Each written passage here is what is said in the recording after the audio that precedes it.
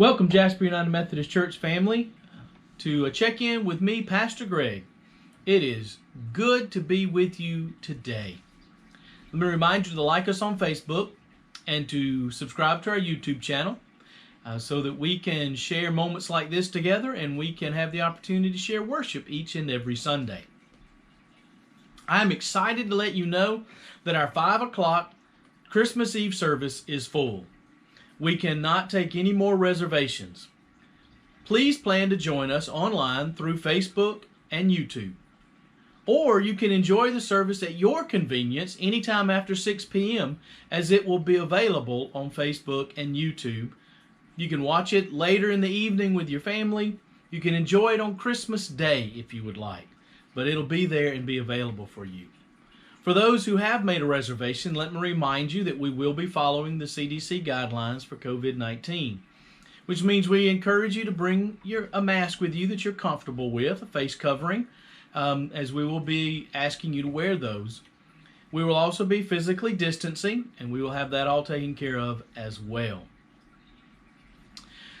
Our worship for the next couple of Sundays, December the 27th and January the 3rd, will be online only. There will be no in-person worship on those 2 Sundays.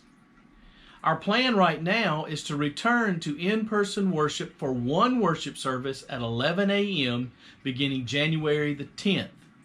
We will be alternating between the Awakening Contemporary service and the traditional service, and reservations will be necessary for the 80 persons who will be here to worship. We will continue as well to follow the CDC COVID-19 recommendations of face coverings and physical distancing. Let me just stop right there and say a word of appreciation to all of those persons who have participated in our in-person worship services and have fully complied with the face coverings and the physical distancing and following the instructions of entering and exiting the building. You guys, you've done a great job. We have done so well, and we've been able to keep the risk of COVID-19 low here in our facility on Sunday morning. Some of us have talked, and we feel like we may have the safest place to be on a Sunday morning, to tell you the truth. So I thank you, I thank you, I thank you, and I thank those who are planning to attend who have made a reservation and planning to attend the Christmas Eve service. I thank you in advance for following those recommendations as well.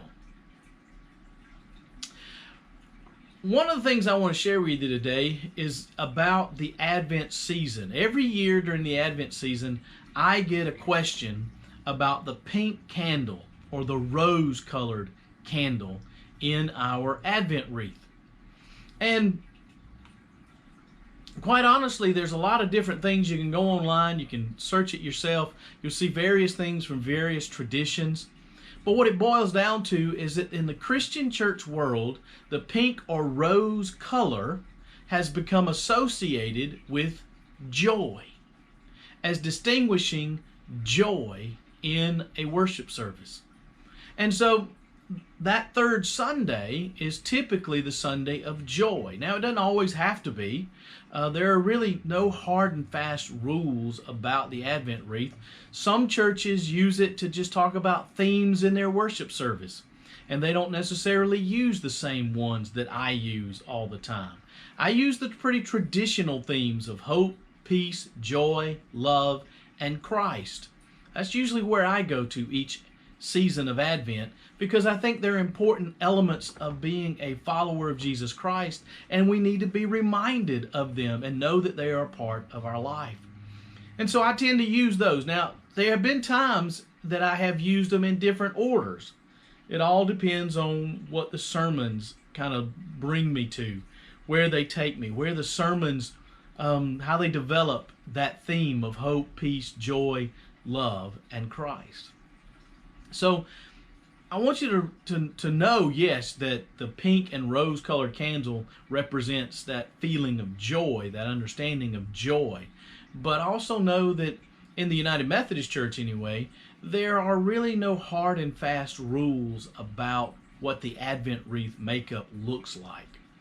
But it is used to celebrate this season. It is used to take another opportunity in worship to bring out the theme in our worship service and in the theme that we should be sharing in life. The importance, for me, the importance of hope and peace, joy, love, and that presence of Christ is always, always important each and every day. In the season of Advent, we just have the opportunity to kind of focus in on them. So we enjoy the Advent wreath. It's a part of our worship service in this season, and I hope that that gives you a little bit more information. I would encourage you to go and look and see what other traditions do, how other traditions have used the Advent wreath throughout the centuries.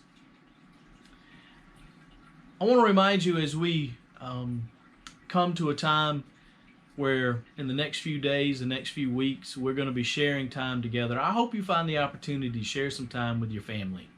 This year it may be a little different. You may have to do it through FaceTime. You may have to use Zoom. You may have to use Google Meets. You may have to use a good old telephone. But I hope that you'll find the opportunity to spend some time speaking and sharing with your family. I hope that in the midst of that, you will experience the presence of God. That you will know that in the midst of this wonderful season of the year, we celebrate the willingness of God Himself to come and dwell among us, to be present as Emmanuel. That is the beauty of this Advent and Christmas season. That God willingly came to live with us, to experience the world in human form. That is tremendous. Tremendous. It gives us the understanding that God truly does understand what it means to be human. It also shows us that God, in the presence of Jesus, showed us what life in relationship with God, true one relationship with God, can look like and be like. I hope that you experience the birth of Christ fresh and new in your life this season. And I hope that that new birth causes you to be the creation, the person, the disciple that God calls us to be. I wish you God's best. I look forward to spending time through online worship or in-person worship for those who've made reservation over the next few weeks. God bless you. God be with you. And always share His grace and love everywhere you go. Have a great day.